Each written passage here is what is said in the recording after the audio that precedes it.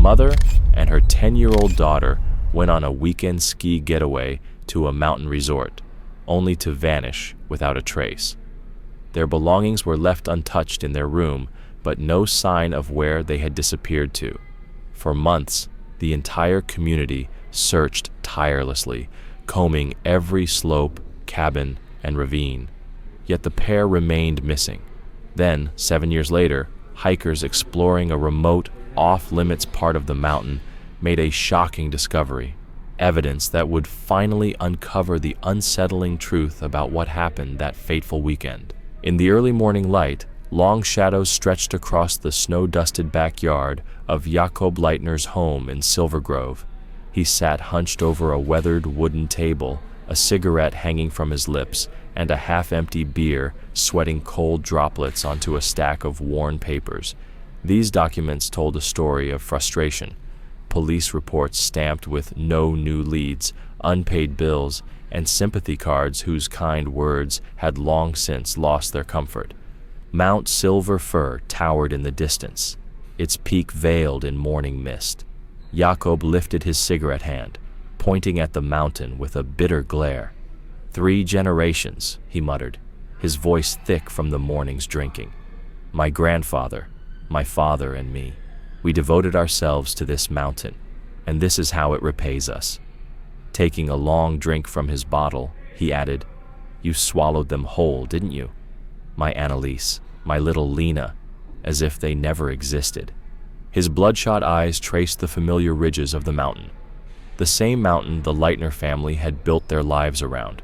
They had founded the Silver Fir Ski Resort, which had grown into a beloved destination for winter sports lovers, vacationers, and even those seeking spiritual solace, believing the mountain held sacred power.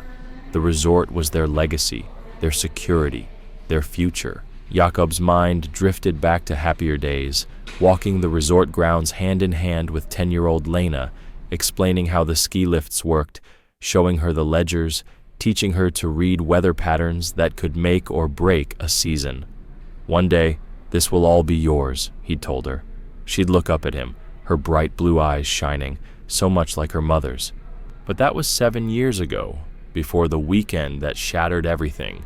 He recalled that Friday evening with a clarity only tragedy can bring. His ankle was wrapped and elevated after a fall earlier that week. The doctor's orders were strict, complete rest for the weekend, no exceptions. Yet Lena had been counting down the days, excited to try the new slope that had opened that season. Please, Papa, can we still go? She begged. Annalise gently stroked their daughter's blonde hair and said, I'll take her. We'll stay at our usual room. You know how much she's been looking forward to this. It wasn't unusual. They'd made this trip many times without him when work kept him away. They had their own cozy suite on the 3rd floor, with views of the main slopes. The staff knew them by name. What could possibly go wrong?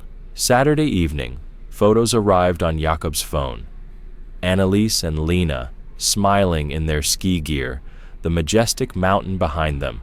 Another of Lena proudly showing off her parallel turns. A selfie of mother and daughter at the lodge, sporting hot chocolate mustaches. He smiled through the ache of missing out and texted back heart emojis, Have fun, my loves. Sunday morning, his good morning message went unanswered. By noon, his calls went straight to voicemail. Unease settled in. They're probably on the back slopes, he told himself. No cell service there. But as the afternoon shadows grew long and silence lingered, panic took hold.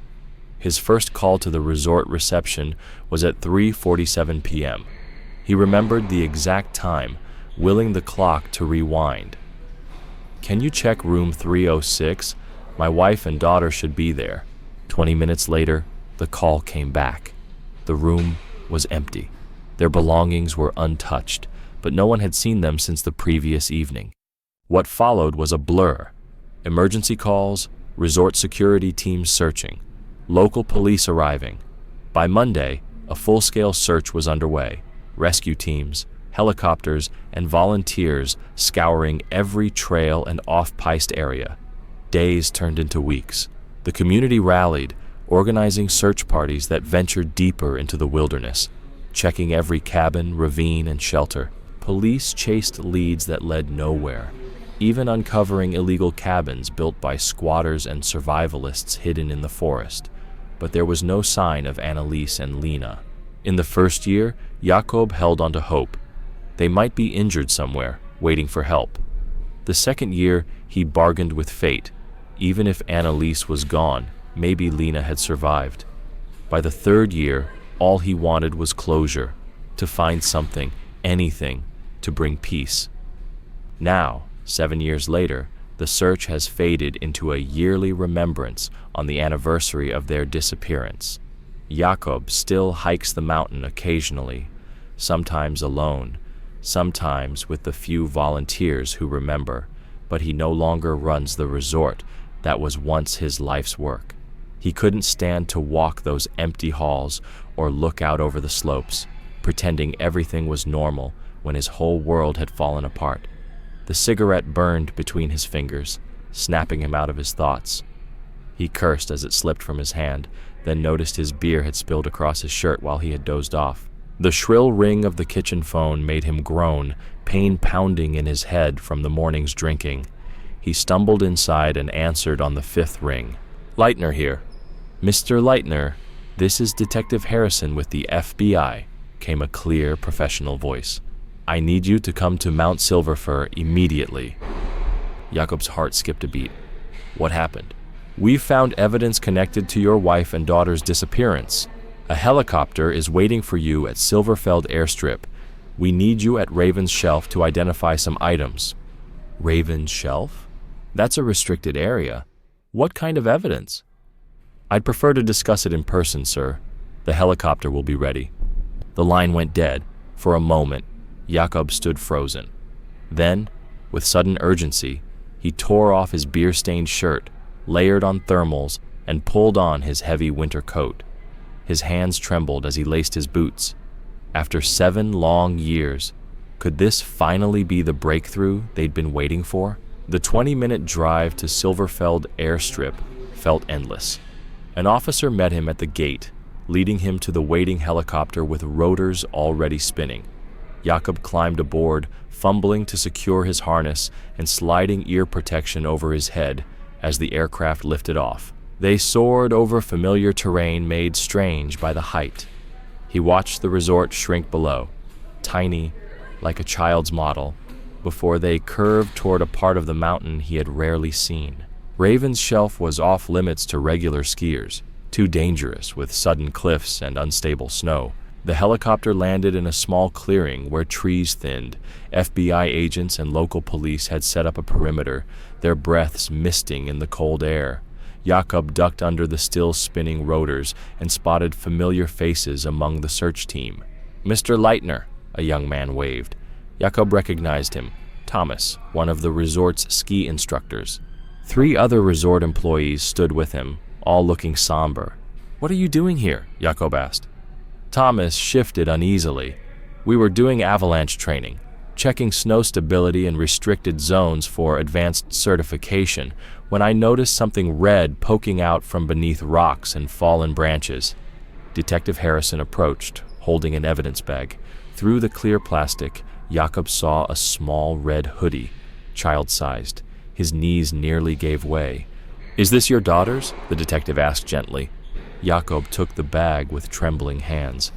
Even through the plastic, he recognized the tiny embroidered heart on the pocket, a patch Anaisa had sewn, the small tear on the sleeve where Lena had caught it on a fence. "Yes," he whispered, "it's hers. She was wearing this when they disappeared." Thomas added quietly, "I recognized it from the missing person flyers. They're posted all over the resort. Everyone knows about them." The detective pulled out another bag. This one held a man's winter jacket, high quality, with custom stitching and unusual pocket placements. It was found about 20 meters from the hoodie, hidden under deadfall. "We believe this is connected," Harrison explained. Jakob examined the jacket. The fabric was expensive, definitely custom tailored with those unique seams and pockets. "I've never seen this before." "Mr. Leitner," Harrison said, "think back to that weekend 7 years ago. Do you remember anyone at the resort wearing something like this? Staff? Guests? Anyone who stood out? Jakob shook his head. The resort has records, right? Security cameras? The old footage was overwritten years ago. But sometimes people recall details that can help. That's why I want to return to the resort and show this jacket around. Someone might recognize the tailoring. Jakob nodded slowly, his eyes returning to the red hoodie. After all this time, finding it here, so far from any usual ski path, was staggering. Can you show me exactly where these were found? Thomas led them through the trees to a cluster of rocks near a steep drop. The hoodie was wedged beneath branches, as if someone tried to hide it. The jacket lay nearby, in a depression covered with years of pine needles. Jakob stared at the spots, trying to imagine what had happened. An accident? A struggle? Why were the clothes separated? And where were Annalise and Lena? We'll need to expand the search grid from here, Detective Harrison said. But first, let's see if anyone at the resort recognizes this jacket. Even a small lead could break the case. As they walked back toward the helicopter, Jakob caught Thomas's arm. Thank you, you and the others, for volunteering over the years.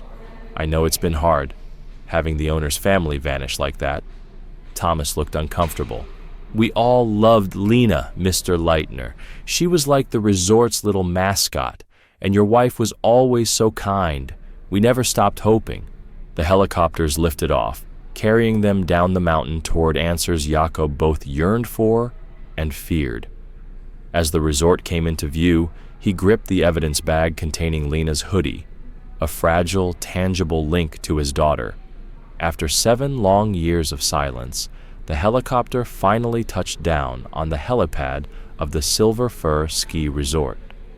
The familiar sight of the sprawling resort greeted them, staff members emerging from various buildings, their faces a mix of relief at seeing Jakob again and unease at the heavy police presence. Margaret, the front desk manager who had been there for 15 years, was the first to approach.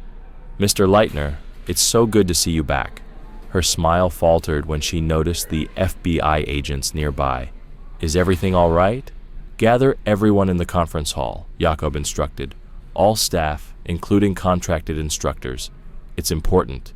Within 20 minutes, the resort's conference room was filled to capacity. Lift operators, hospitality workers, maintenance crews, and ski instructors, both familiar faces and new ones, sat with curious and concerned expressions.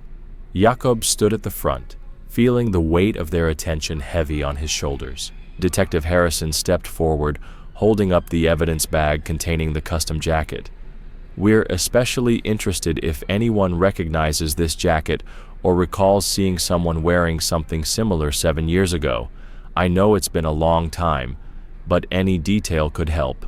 One by one, FBI agents called staff members into a smaller room for private interviews. Jakob lingered by the window, watching families glide down the gentle beginner slopes, children wobbling on their first tries, instructors patiently guiding their movements. Suddenly, Matthias Brandt emerged from the interview room. The ski instructor looked much as he had 7 years prior, athletic, sun-kissed, with the confident ease of someone born for the mountains. Jakob extended his hand. It's been too long. Matthias's handshake was firm. Far too long. What's this about evidence? Margaret had mentioned something about Lena's red hoodie being found near Raven's shelf, and a man's jacket as well. Concern creased Matthias's face. My God, after all this time, I'm so sorry, Jakob. I hope this leads somewhere. He glanced at his watch. I wish we could talk longer, but I have my afternoon session starting. The advanced group, of course. Don't let me keep you. I'm glad to help, even if I don't have much to say. That jacket, I've never seen anything like it around here. Matthias squeezed Jakob's shoulder. It's good to see you back, even under these circumstances. As Matthias headed toward the equipment room, Jakob found himself following. He needed something normal, something to connect him to happier times. Outside, the afternoon sun sparkled off the snow as Matthias's students gathered. 8 children, mostly girls, ranging from about 10 to 14 years old. Jakob positioned himself near the equipment shed, close enough to watch, but careful not to intrude. Matthias demonstrated a carving technique with fluid precision. The children watched intently, then tried to copy his movements. This is what the resort was about, Jakob thought, passing on skills, creating memories, building confidence. His father would have been proud to see the tradition continue. His mind drifted to Lena, imagining how she might have taught here one day. Jakob frowned. He'd watched instructors his whole life. A quick adjustment here or there was normal, but this felt different, too intimate, too prolonged.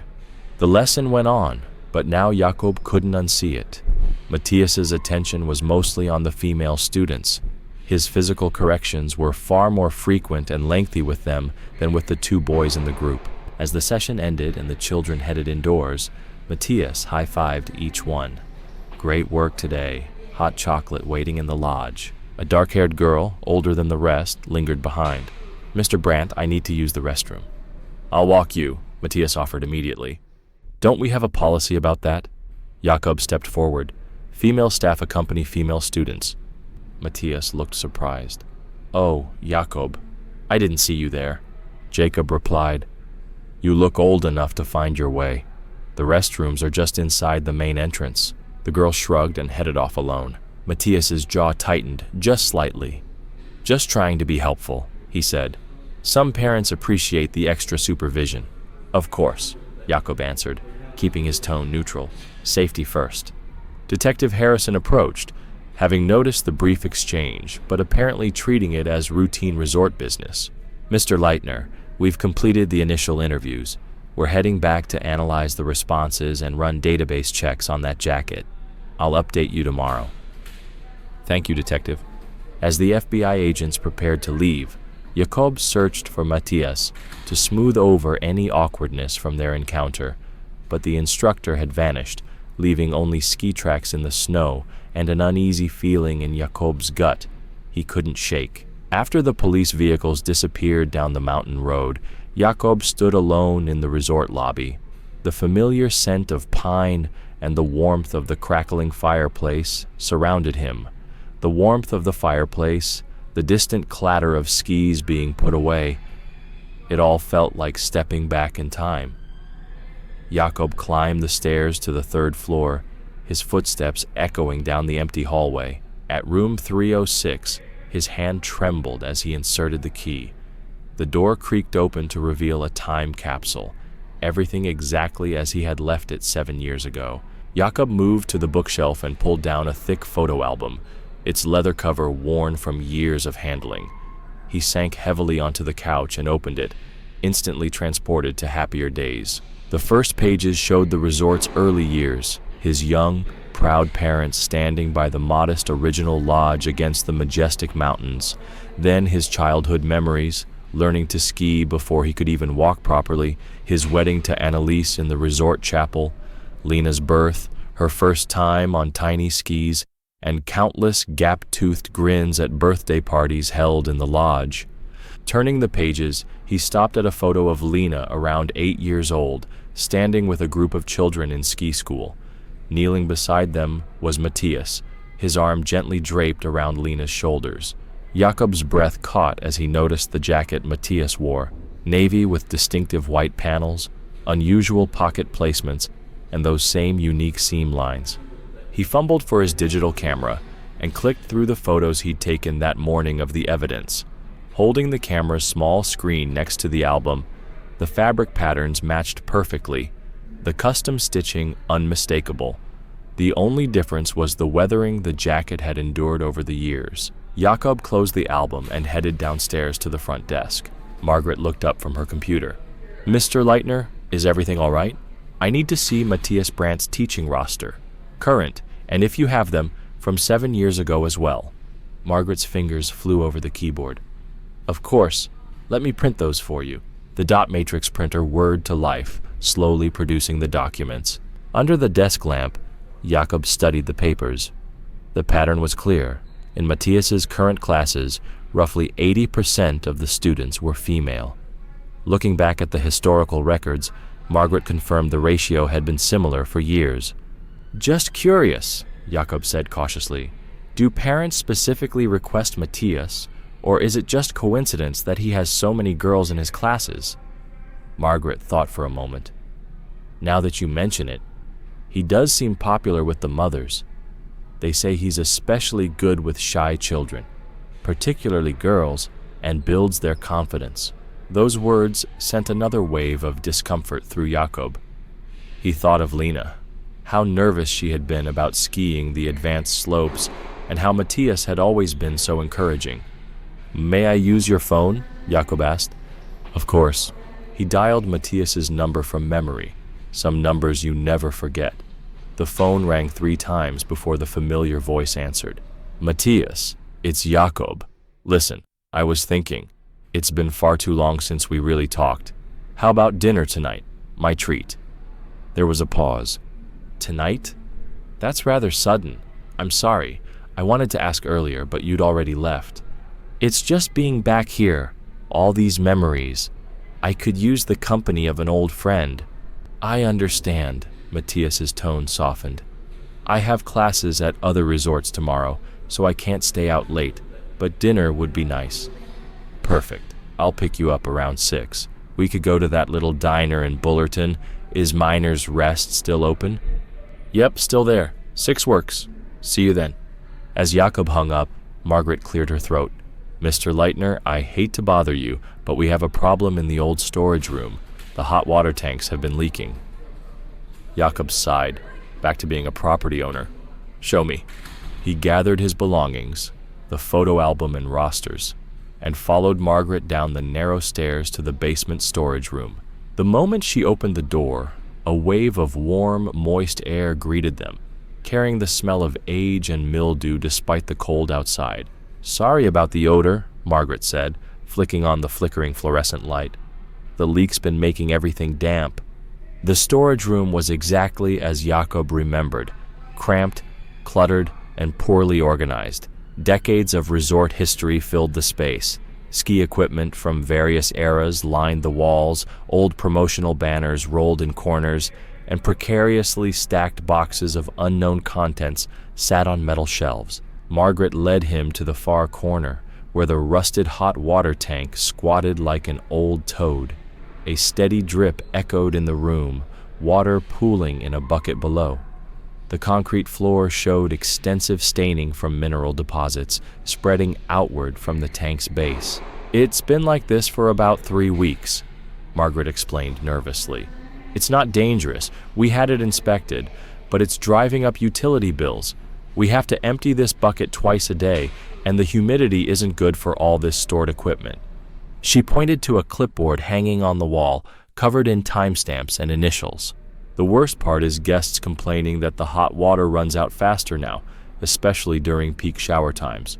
Mornings and evenings are a nightmare. You emailed me about this? Jakob asked.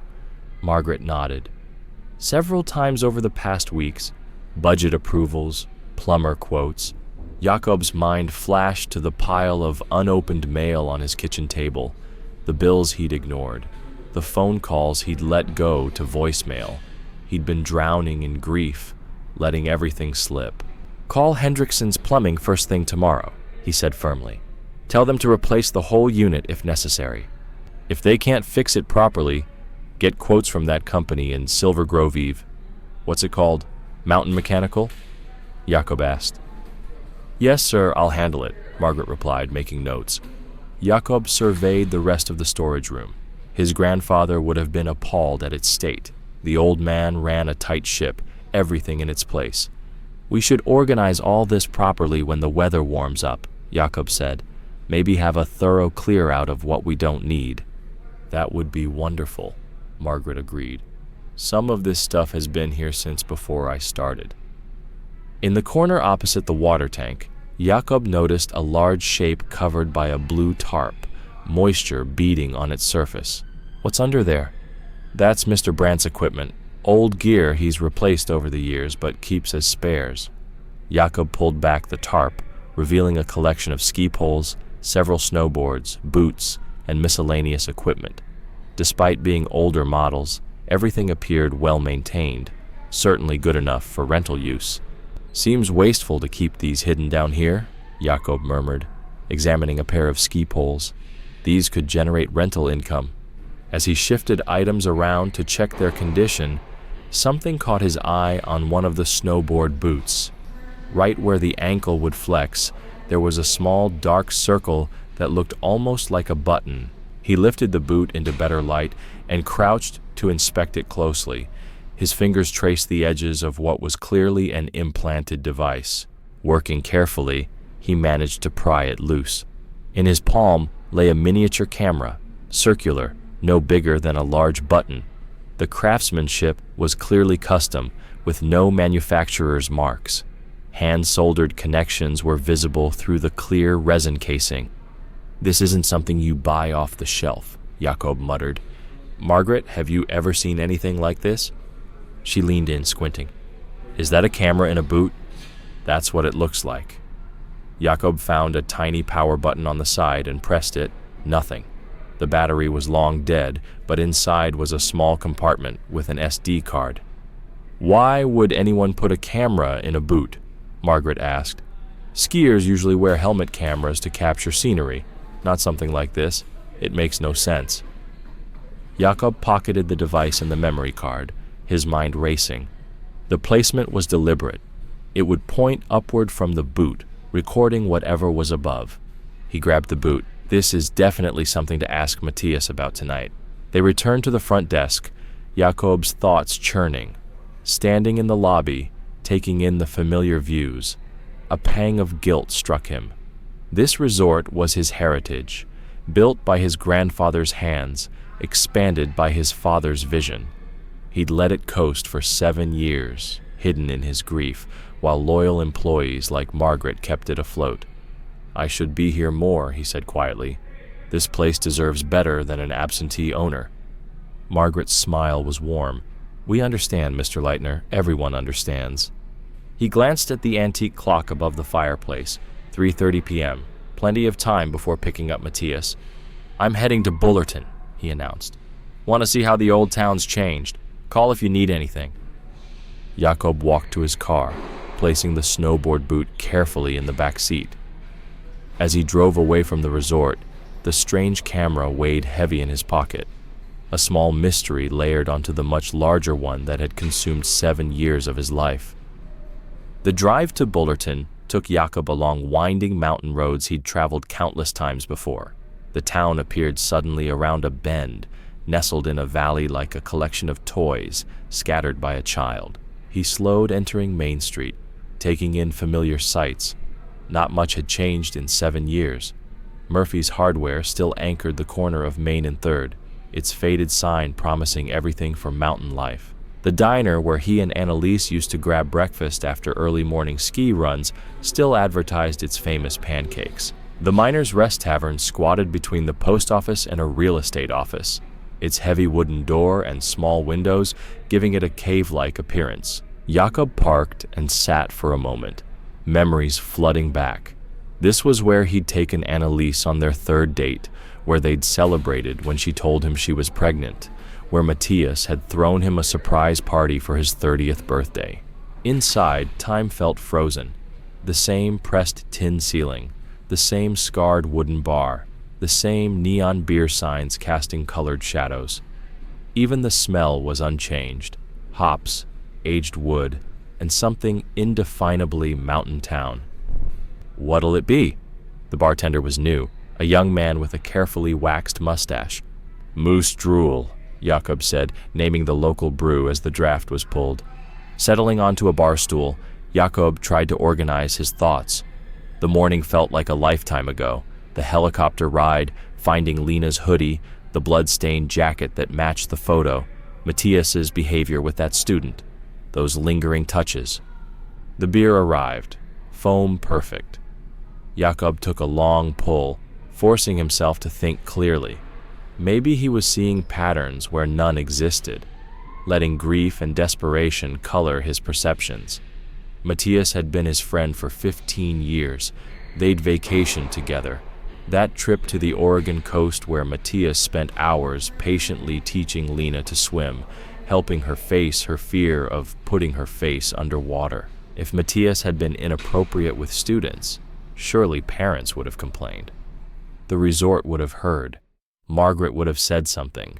No, he was just a lonely man who'd lost his family, grasping at shadows. Half his beer gone, Jakob stood and wandered the tavern, bottle in hand, the back wall. The back wall of the tavern served as an informal gallery. Photographs of locals and visitors, some dating back decades. Jakob studied them idly, searching for familiar faces. Then he stopped at a newer photo, clearly printed in the last few years. There was Matthias, standing beside a teenage girl, perhaps 14 or 15, with striking black hair suggesting mixed heritage. Something about her felt familiar, but Jakob couldn't place it. She leaned into Matthias with easy familiarity, his arm protective around her shoulders. Jakob frowned. He knew Matthias had no family, no wife, siblings, or relatives he'd ever heard about during their years of friendship. Returning to the bar, Jakob signaled for another beer. When the bartender brought it, Jakob pointed to the photo. "That's Matthias Brandt, right? Who's the girl?" The bartender glanced over. "Yeah, that's Matthias. He comes in occasionally. That's his daughter." "His daughter?" Jakob couldn't hide his surprise. "Adopted, I think. Nice kid. Quiet but polite. They usually sit in the corner booth and share a pizza." Jakob stared at the photo again. Matthias had adopted a daughter and never mentioned it? When had this happened?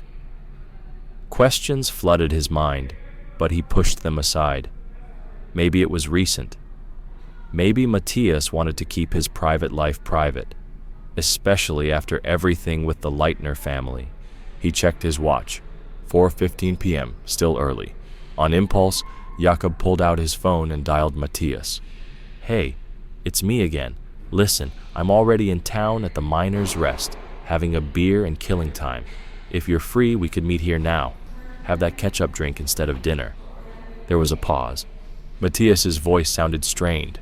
"You're at the tavern now?" "Yeah, figured I'd check out the old haunts. What do you say?" I'm sorry, Jakob. Dinner still works better. I'm in the middle of something. Can't get away right now." "No problem. 6 still good?" "Yes, 6 is fine." The line went dead. Jakob frowned. Matthias had sounded almost panicked that he was at the tavern. Strange. He paid his tab and walked to his car, fishing for his keys. The gas gauge caught his eye, nearly empty. He'd better fill up before the evening plans. The gas station sat at the edge of town. 2 pumps and a convenience store selling everything from fishing lures to frozen burritos. Jakob filled his tank, watching the numbers climb on the ancient pump, then went inside to pay. The teenage clerk took his card without looking up from her phone.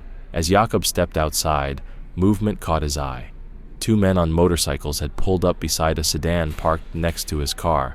The parking lot was otherwise empty. One biker dismounted and approached the sedan. Through the store window, Jakob saw the car's owner, a young man still at the counter. The biker tried the sedan's door. It opened. That's when Jakob saw her, a girl in the back seat, maybe 13 or 14. The biker climbed in, and the girl's face changed from confusion to terror. Jakob didn't hesitate. He sprinted to the car and yanked the rear door open. "Hey, what are you doing?" The biker, a scraggly man in worn leather, shoved Jakob hard. "Back off, old man!" the girl screamed. Jakob grabbed for the man, but he scrambled into the driver's seat. The engine roared, and the car lurched backward. "Stop!" Jakob shouted through the store window. He saw the clerk finally look up, phone dropping from her hand. The car's owner came running out. Jakob dove into his own car, keys still in hand. The sedan was already moving, tires squealing as it headed for the road. He started his engine and gave chase, adrenaline pushing him past reason. The sedan wasn't fast, and the driver was unskilled. Jakob managed to cut him off before the main road, angling his car to block the escape. Both bikers jumped out. The second had abandoned his motorcycle to join his partner. They charged at Jakob together. The first punch landed in his ribs, knocking the air from his lungs. He swung wildly, connecting with someone's jaw, but then a fist struck his temple, and he collapsed onto the asphalt. Boots pounded his sides and back. He curled into a ball, protecting his head, blood tasting metallic in his mouth. Through the roar in his ears, he heard sirens. The kicking stopped. Footsteps ran past. A motorcycle engine roared to life. Jakob pushed himself up just in time to see the bikers speeding away. Every movement hurt, but he stumbled to the sedan. In the back seat, the girl was crying, arms wrapped around her knees. "It's okay," Jakob gasped. "You're safe now." She looked up, recognition flashing between them. She was the blonde student from Matthias's class, the one he'd seen being touched too intently. Police cars screeched into the parking lot, followed by the sedan's owner, the girl's older brother. As Jakob gave his statement describing the attempted kidnapping, or was it car theft, the officer nodded grimly. "Third incident this month," the officer said. "These mountain roads make it easy for them to disappear, grab a kid from a parking lot, vanish into the wilderness before anyone knows what happened, easier than taking them from their homes." Jakob nodded, holding napkins to his bleeding nose. "You need medical attention," the officer observed, eyeing his cuts. "I'll drive myself to the clinic," Jakob replied. The girl had calmed enough to speak softly. "Thank you," she said quietly. "I'm Alana," she added. Jakob recognized her instantly. "I know. We met this morning at the resort. You're one of Matthias Brandt's students." Her face lit up despite the trauma. "You know Mr. Brandt? He's the best teacher ever. I was so scared when I started skiing, but he always knows exactly what to say. He makes me feel brave." She smiled shyly. "I've been taking lessons from him for 2 years now. My parents say he's worked miracles with my confidence." Jakob studied Alana's face, searching for any hint of discomfort when she spoke about Matthias. There was none, only genuine affection and admiration. Maybe he had been imagining things after all. "I'm glad you're safe, Alana," he said gently, then turned to her brother. "Keep a closer eye on her. The officer's right. It's getting dangerous out here." With effort, Jakob made his way to his car. In the rearview mirror, he caught sight of the damage to his face, a split lip, swelling around his eye, blood from his nose. Every turn of the steering wheel sent fresh waves of pain through his ribs. His face throbbed where the biker's fists had landed, and each swallow brought a sharp metallic taste. The neon sign of the clinic appeared through his swelling left eye, a welcome beacon. The waiting room was mercifully empty. Minutes later, a nurse led him to an examination room where Dr. Polson, who had been treating the people of Bullerton for 30 years, whistled low at the sight of his injuries. "Bar fight?" the doctor asked as he began his examination. "Something like that," Jakob muttered through split lips. As the doctor cleaned his wounds and applied butterfly bandages, Jakob pulled out his phone, his hands shaking slightly, and dialed Matthias's number. "Jakob, are you on your way?" Matthias's voice came through. "Actually, no. I've had a bit of an incident. Some trouble at the gas station. I won't be able to make dinner." "What happened?" Concern crept into Matthias's tone. "Some men tried to steal a car with a girl inside. Actually, it was Alana, one of your students, the blonde girl from this morning's class." "Alana, is she okay?" "She's fine. Shaken up but safe. I'm at the clinic now, getting patched up." There was a pause. "I'm sorry to hear that. Maybe we should reschedule." Jakob interrupted. "I was wondering if I could still stop by your place, just for a quick visit. Have that drink and catch up a bit before I head home. I'm almost done here." The hesitation was palpable. "Well, if it's a bad time?" "No, that's fine. Come by whenever you're finished." "Great, see you soon." 20 minutes later, Jakob emerged from the clinic, looking like he'd been through a boxing match. White bandages crisscrossed his face, his left eye swollen shut, every breath reminding him of the biker's boots driving into his ribs. He stopped at Mountain Spirits Liquor and grabbed a bottle of Macallan 12, the good scotch they used to share on special occasions.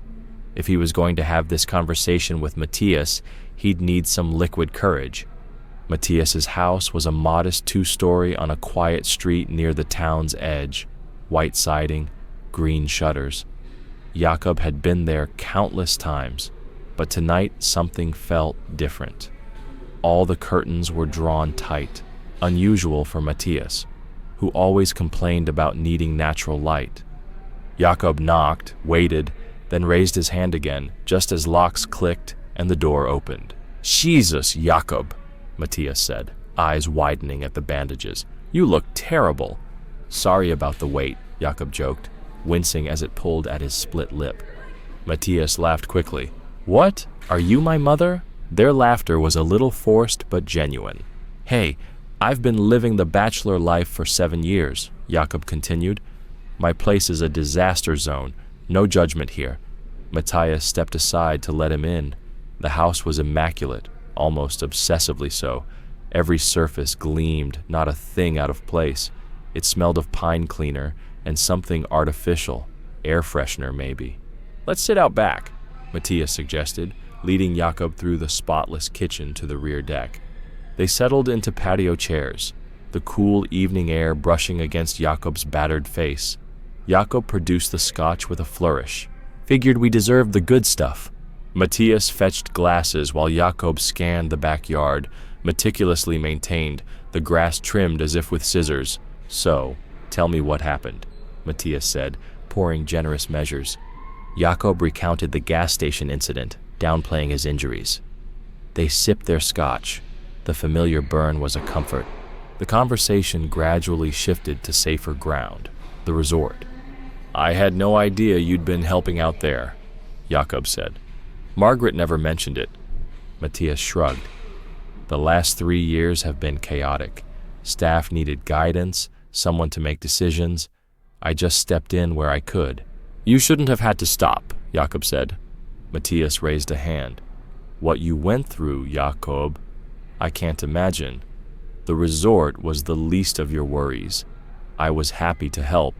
The systems your father put in place are solid. I just made sure people followed them." They drank in silence for a moment before Jakob carefully brought up something that had been nagging at him. "I noticed something today, watching your class. Most of your students are girls. Is that a new trend? More females interested in winter sports?" Matthias's hand tightened almost imperceptibly around his glass. "Oh, that? It's seasonal. Trends change from year to year. It just happens to be that more girls than boys are signing up. Pure coincidence," Matthias said cautiously. Jakob chose his words carefully. "You seem very hands-on with your instruction, especially with the female students." Matthias shifted in his chair, suddenly distracted by his scotch. "What do you mean?" "Just that there was a lot of physical guidance, a lot of touching. You have to be careful these days. Parents can be sensitive." Matthias laughed, but it was strained. "You're absolutely right. I'll be more careful. Don't want any complaints." He stood abruptly. "Hey, let me show you something." He led Jakob upstairs to the spare bedroom, now converted into a hobby room, filled with new equipment Matthias thought Jakob might find interesting. "This is a Rosenol XV," Matthias said proudly, picking up a snowboard. "Magtech edges, perfect for powder days." He moved to another board, launching into technical specs. Jakob half listened, his attention caught by a door on the far wall. Through its partially curtained window, he glimpsed a workshop, tools hanging on pegboards, coils of wire, electronic components scattered on a workbench. Matthias noticed his gaze. "That's my repair room. Boards get dinged, bindings need fixing. Cheaper to do it myself than pay shop prices." "You do your own repairs? Since when are you a tech guy?" "Picked it up over the years. It was time." Jakob reached into his pocket and pulled out the small camera device. "Speaking of tech, maybe you can tell me what this is." Matthias froze. "What's that?" "Found it in the resort storage room with your old equipment, embedded in a snowboard boot. Looks like some kind of camera." "I've never seen anything like that." Jakob moved closer to the workshop window and peered inside. Against the far wall leaned a snowboard with an identical device embedded in its surface. Coils of wire sat beneath a table, surrounded by piles of SD cards. "Looks like you have the same setup in there. A more modern version, maybe?" Matthias's face went pale. "Those are for stability testing, to see how much the board flexes during use. The camera faces up, not forward, to see where you're going. The point isn't scenery, it's technical data." "Show me," Jakob said, holding up the SD card from the device. If it's just data, show me what's on here. For a moment, they stood frozen, two old friends separated by growing suspicion. Then Matthias didn't move toward the computer. Instead, he grabbed a snowboard from the rack and swung it like a club, catching Jakob hard across the back. Jakob crashed to his knees, pain exploding through his battered body. The camera device flew from his hand. Matthias scrambled for it, but Jakob grabbed his ankle, bringing him down. They grappled on the floor, two middle-aged men fighting with desperate fury. Matthias landed several punches before Jakob's hand found a ski pole. He pressed it against Matthias's throat, levering himself to his feet. "What's on those videos?" Jakob gasped. "What are you hiding?" Matthias laughed, a sound utterly void of humor. "You pathetic coward, always too weak to see what was right in front of you. You took them." The words were barely a whisper. "Annalise and Lena, where are they? Somewhere you'll never find them." Matthias's smile was terrible. 7 years, Jakob. 7 years you've searched everywhere but the right place. He moved faster than Jakob expected, grabbing the ski pole and twisting it against him. The metal tip caught Jakob in the stomach, doubling him over. By the time Jakob straightened up, Matthias was through the door, slamming it shut behind him. The lock clicked. Jakob pounded on the door. Heavy footsteps thundered down the stairs. Then, faintly, a girl's voice, young, questioning. Jakob's blood ran cold. A car engine roared to life outside. He spun toward the workshop door, kicking it open. The cramped space was filled with exactly what he'd glimpsed through the window. Monitors, hard drives, equipment he couldn't identify. He grabbed a coil of wire from the table and returned to the locked door, his hands shaking. 7 years of grief, guilt, and desperate hope had led to this moment. The lock was simple, residential grade. After 3 attempts, the wire found the right angle, and the door swung open. Jakob burst through the front door and raced down the porch steps, his body screaming in protest. His phone, damn it, he'd left it on the patio table with their Scotch glasses. He sprinted around the house, snatched up the device, and ran to his car. His fingers trembled as he dialed 911, fumbling with the ignition. The engine roared to life just as the dispatcher answered. 911, what's your emergency? This is Jakob Leitner. I need police at 428 Pine Street, immediately. The man who lives here, Matthias Brandt. He's involved in my daughter's kidnapping from 7 years ago. He just fled with a teenage girl. Sir, slow down. You said kidnapping? Your daughter disappeared 7 years ago? Lena Leitner? There's an open FBI case. Matthias Brandt just confessed and fled with a girl who might be her. He's driving now. Jakob's mind raced. Damn it. I don't know the car or the plate number, but my resort manager has his vehicle information on file. What resort, sir? Silver Fir Ski Resort. The manager is Margaret Thompson. She'll have his employment records. Stay on the line, Mr. Leitner. Units are responding. 2 teams. 1 to secure the house, 1 to locate you. Can you tell me which direction the suspect went? Jakob peeled out of the driveway, tires squealing. I don't have visual yet, but he only left minutes ago. He can't be far. We're issuing a BOLO now. Limited exits. We'll find him. Keep updating us on your location. Jakob drove through quiet residential streets, his head swiveling at every intersection. Where would Matthias go? Not the main highway. Too obvious. The back roads were treacherous at night. Maybe he'd head toward the town center. I'm checking the park area. Units are 3 minutes out, Jakob told the dispatcher. The town park appeared ahead, a dark expanse, barely lit by scattered street lamps. Pulled onto the grass near the playground was a silver Honda Accord. 2 figures stood beside it, silhouetted in the dim light. I see them. Town Park, west entrance, silver Honda. Do not approach, Mr. Leitner. Wait for backup. But Jakob was already pulling over, killing his engine. Sirens sounded in the distance, but rage and 7 years of anguish propelled him forward. Matthias! He jogged toward them, noting how the ski instructor stood casually, making no attempt to flee. It's over. Police are coming. I know, Matthias said calmly. I can hear them. There's nowhere to go in this fishbowl of a town. As Jakob drew closer, his eyes fixed on the girl beside Matthias. Black hair instead of blonde, taller, older, but something in her posture, the shape of her face, Lena. The name escaped as a whisper. The girl stared at him with empty eyes. No recognition, no emotion, just a blank 1,000-yard stare that shattered his heart.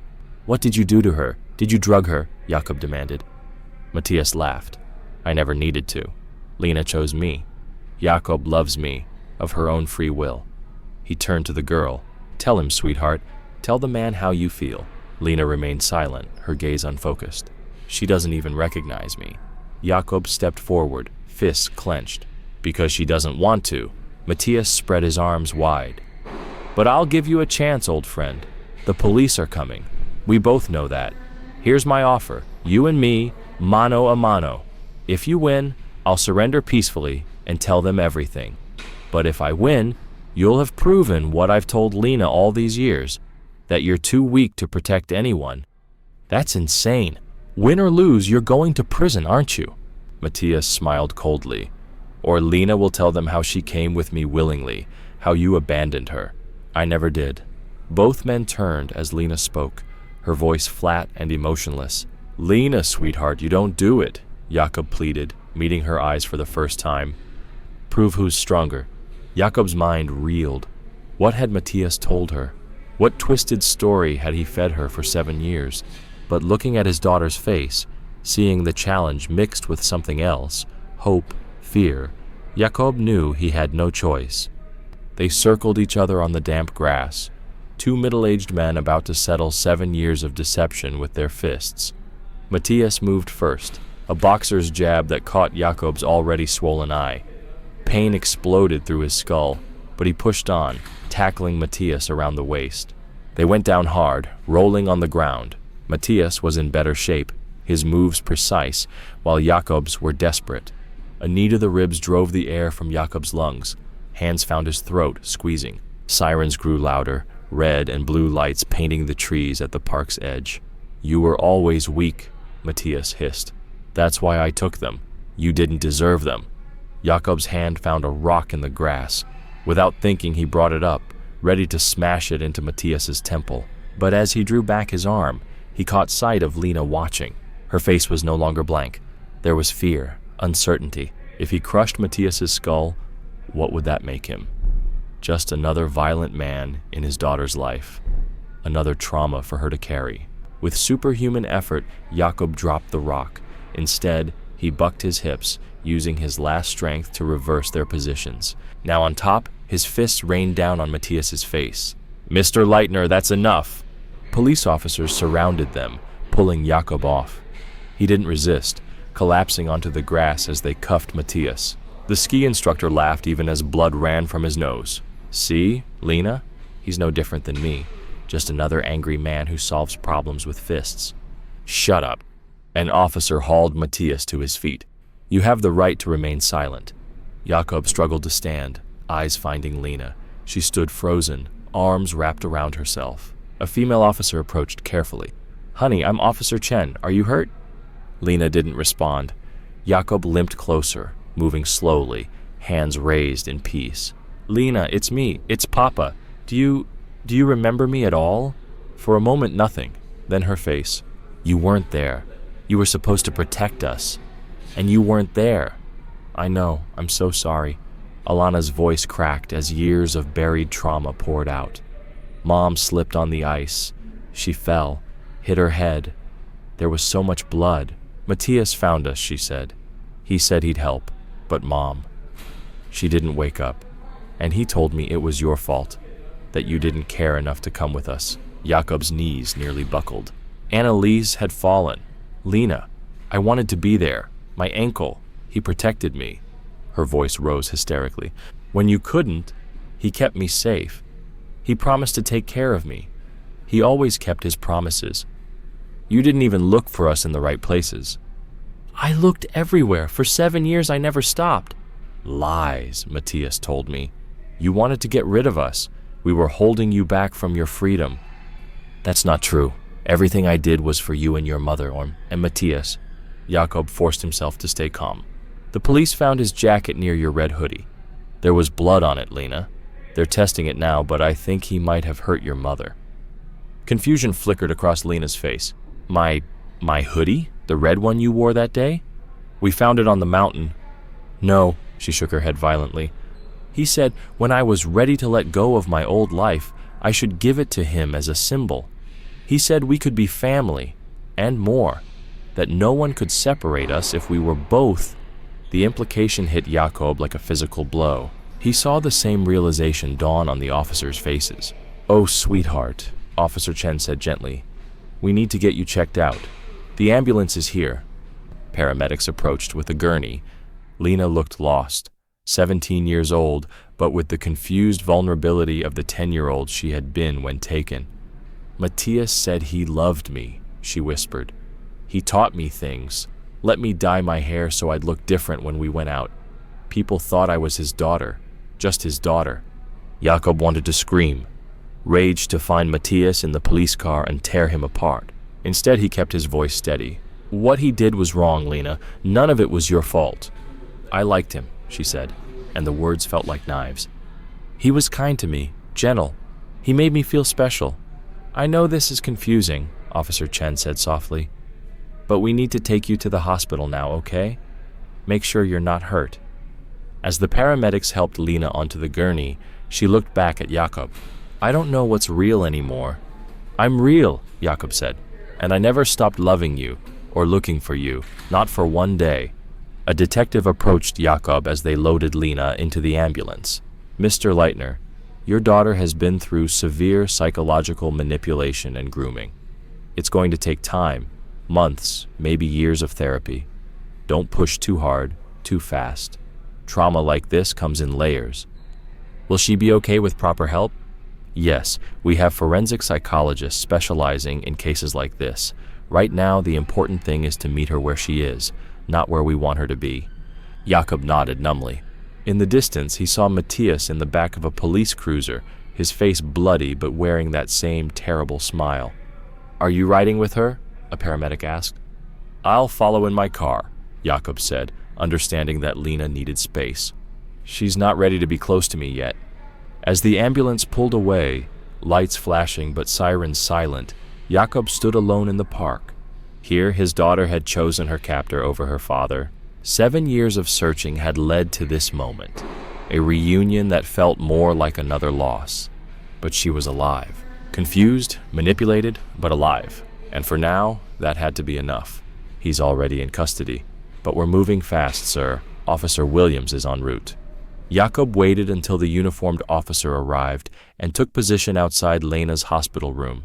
The young officer was alert, hand casually resting near his service weapon.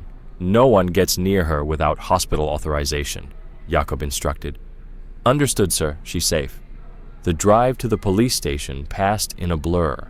Jakob clutched the snowboard boot, the piece of evidence that had sparked this cascade of revelations. Inside, they led him to an interview room, heavy with the scent of burnt coffee and industrial disinfectant. Detective Harrison entered carrying a thick file. Mr. Leitner, thank you for coming. I know today's been overwhelming. Just tell me everything. Let's start with your statement. Walk me through what happened after we left the resort. Jakob recounted it all, then produced the snowboard boot, pointing out where the camera had been embedded. We recovered that device along with numerous others from Brandt's residence, Harrison confirmed. Also computers, hard drives, and boxes of SD cards. What was on them? Jakob asked. Harrison shifted uncomfortably. This afternoon, suspects confessed. They called themselves fans of Matthias's work. One's a technician who custom-built these cameras. They've been creating and distributing videos of, well, it's a niche fetish. I don't understand it fully. The footage is of girls in women's pants while skiing or snowboarding, fully clothed, but filmed from angles emphasizing certain areas, the movement, how fabric stretched and shifted. Jakob felt sick. That's what he was doing, recording his students for years, apparently starting with boots to capture walking footage, then experimenting with board-mounted cameras for skiing angles. He had a whole network of buyers for this content. But they're just wearing winter clothes. How is that sexualization? It doesn't require nudity, Mr. Leitner. These predators fetishize the mundane. The fact that the girls were unaware they were being filmed was part of the appeal. Brandt was making significant money selling these videos online. Jakob thought of Alana's praise for Matthias, how beloved he was by parents and children alike. No one suspected his spotless reputation, a trusted instructor, pillar of the community, specifically requested for shy daughters because he was so good at building confidence. Harrison's voice turned grim. Classic grooming behavior. He selected vulnerable targets. And your daughter. What did he tell you about 7 years ago? Jakob asked. Harrison opened the file. Brandt gave a full confession. He admits he'd been obsessing over Lena for years before that weekend. When he saw Annalise and Lena arrive without you, he saw an opportunity. The detective read from the transcript. Brandt approached Annalise that morning, claimed there was storm damage to a cabin near a slope. She suggested they ski out to check it, saying Lena would enjoy the trail to Raven's Shelf. Once there, he attacked Annalise from behind with a ski pole. He killed her. The words came out strangled. He claimed she hit her head on rocks when she fell, but given the blood on his jacket and the blunt force trauma, we believe it was intentional. He disposed of her body in a ravine, then took Lena to a modified cabin with an underground room he'd prepared. We searched every cabin. This one was off official records. Brandt had been modifying it for years, creating his own private space. Lena was kept there for the first several months while search efforts were most intense. He participated in searches, comforted everyone, all while knowing exactly where she was. Jakob's hands clenched into fists. What did he do to her? According to his confession, he initially told Lena you'd abandoned them, that you didn't care enough to protect them. He provided basic education, books, carefully curated media, complete isolation except for his visits.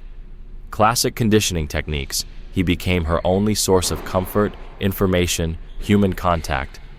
When did he move her to his house? About 3 years ago. By then, he'd broken down her resistance. She believed his version of events completely. The hair dye was her idea, he claims, wanting to become a new person. He had her throw away the red hoodie as a symbolic gesture of leaving her old life behind, and the intimate relationship. Harrison's jaw tightened. He admits to sexual contact beginning approximately 2 years ago, claims it was consensual and that they were in love. He describes wanting a relationship that was both familial and romantic. His words, not mine. She was a child, a traumatized, isolated child. Exactly. Nothing about this was consensual. Your daughter was systematically groomed and abused by someone she trusted. Jakob felt hollow. He blamed Margaret for keeping the equipment that exposed Brandt, called her a stupid woman who couldn't follow simple instructions. He'd told her to throw away those old boots and boards. She thought they were still usable and stored them instead. Thank God for thrifty managers. Jakob rubbed his face. What happens now? We'll need access to the resort and anywhere else Brandt worked. There may be more victims, students he filmed, possibly others he groomed. We're already getting calls from parents whose daughters took lessons from him. Whatever you need. There's also the matter of his customer base. The men arrested today gave us leads on a whole network. This could become a federal case. They concluded the interview, Jakob signing various forms and permissions. The drive back to the hospital was quiet, his mind processing the horrific details. Matthias hadn't just stolen his daughter. He'd murdered his wife, twisted his child's mind, turned her into someone unrecognizable. At the hospital, Officer Williams reported no incidents. Through the small window in Lena's room door, Jakob saw her sleeping, looking younger than her 17 years. He settled into the uncomfortable waiting room chair directly outside, determined to be there when she woke. Exhaustion finally overtook him. Jakob closed his eyes and spoke silently to Annalise. I'm sorry I wasn't there. I'm sorry I couldn't protect you both, but I have her back now, and I swear I'll help her heal. I'll be the father she needs, however long it takes. I'll bring our little girl back. The fluorescent lights hummed overhead as Jakob drifted into uneasy sleep, beginning his vigil outside Lena's room. A broken father waiting to rebuild what a monster had destroyed.